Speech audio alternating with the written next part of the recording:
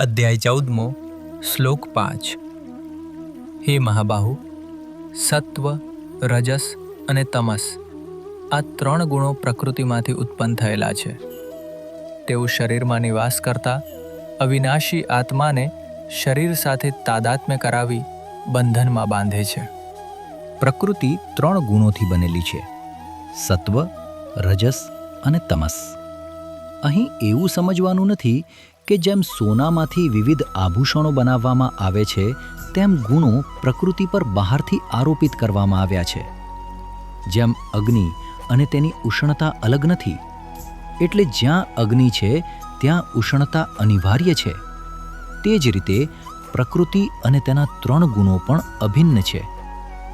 જ્યાં પ્રકૃતિ છે ત્યાં સત્વ, રજસ અને તમસ પણ અવશ્ય હોય છે. સત્વનો અર્થ છે સંપૂર્ણ પવિત્રતા, નિર્મળતા અને પ્રકાશ. તમસ તેનો વિપરીત છે: અજ્ઞાન, અંધકાર અને જડતા. જ્યારે રજસ બંનેની વચ્ચેની પ્રવૃત્તિ, ચંચળતા અને ગતિનું પ્રતીક છે.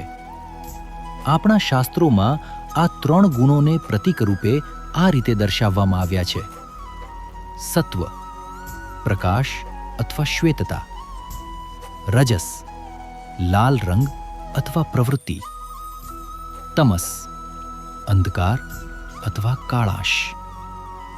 આ 3 ગુણો પ્રકૃતિમાંથી ઉત્પન્ન થાય છે. તેઓ શરીર, મન અને બુદ્ધિના ક્ષેત્રમાં કાર્ય કરે છે. આ ગુણો આસક્તિ ઉત્પન્ન કરે છે, વ્યક્તિને પોતાના સાચા સ્વરૂપથી અજાણ રાખે છે અને તેને જન્મ મરણના ચક્રમાં બંધાયેલો હોવાનો અનુભવ કરાવે છે.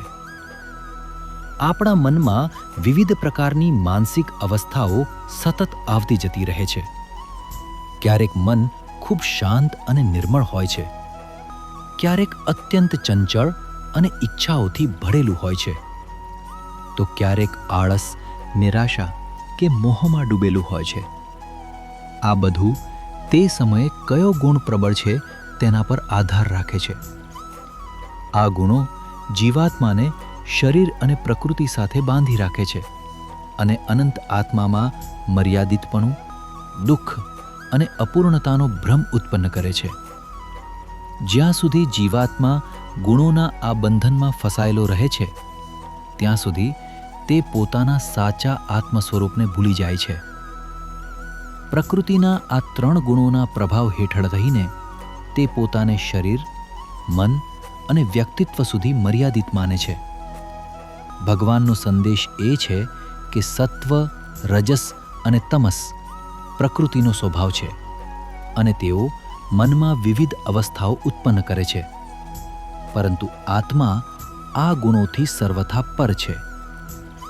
જે સાધક ગુણોને પોતાની ઓળખ ન માની તેમના સાક્ષી તરીકે જીવવાનું શીખે છે તે ધીમે ધીમે પ્રકૃતિના બંધનોથી મુક્ત થઈ પોતાના શાશ્વત પરમ ચૈતન્ય સ્વરૂપનો અનુભવ કરે છે.